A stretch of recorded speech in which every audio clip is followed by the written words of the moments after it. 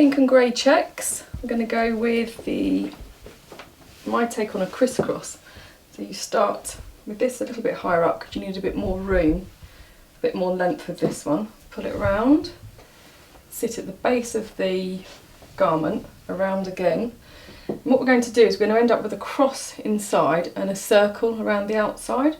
So we take this to one side and we place this bit underneath there and pull through the other side. So you can see, if I just move that, there's a cross here and a circle around. So it's a Norton cross. And then just arrange it. And don't forget when you're doing any of these, if it's got a pattern on it or it's got different colours, manipulate it. So if you want the bright pink close to your face, if that's a really colour, which it is for Avona, then just move it slightly. You can have that at the front or again on the side, which is my favourite, so that it kind of looks like it's swishing and then water falling down. So that's the noughts and crosses. Next one is this beautiful turquoise and azure, which is reversible. So it's turquoise one side mainly and beautiful blue the other side. And so we're going to inch this up. Take it to the middle point. Again, rest it on one side. We're going to wrap it closely to the neck this side. Around.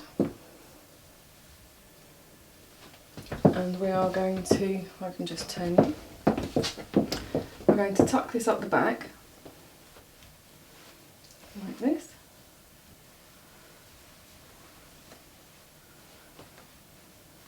And then we're going to turn it so that you get this beautiful turquoise. So not only does it look beautiful from back view with just a plain white vest, but also from the front. Now can you see what I'm doing? I'm just turning that slightly so we get the different colours here. And the same with this, just pull that so that you get both colours here. So some people worry about when they've put the scarf on if it's going to move. It really doesn't matter because wherever this scarf moves to, you're just going to have the beautiful effects of the colour.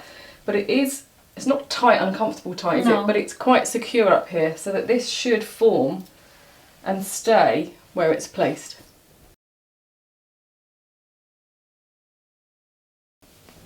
So we're going to take this one end and form a little loop just by doing a simple knot like this, so that you've got that little loop at the end. And we're going to place that here. So many different things that you can do now with this, lots of different things. But what I'm going to do is I'm going to pull the other end through the knot.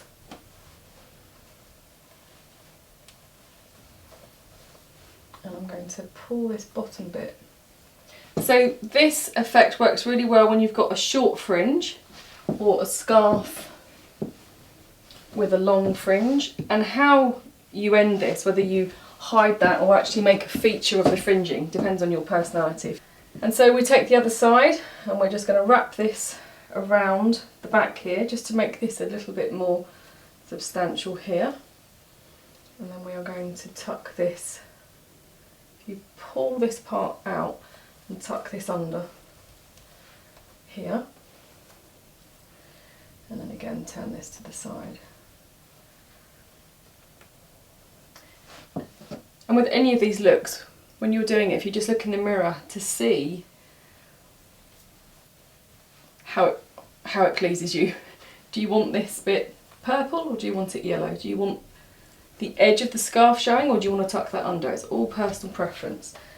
And so with any of these, it's just about having the confidence to play with it rather than trying to get it correct. There's no right or wrong. Subscribe to my YouTube channel and you will get notifications when the new videos are out, each of them addressing a problem that I know you're going to be having in your wardrobe, and so you will love it. Enjoy.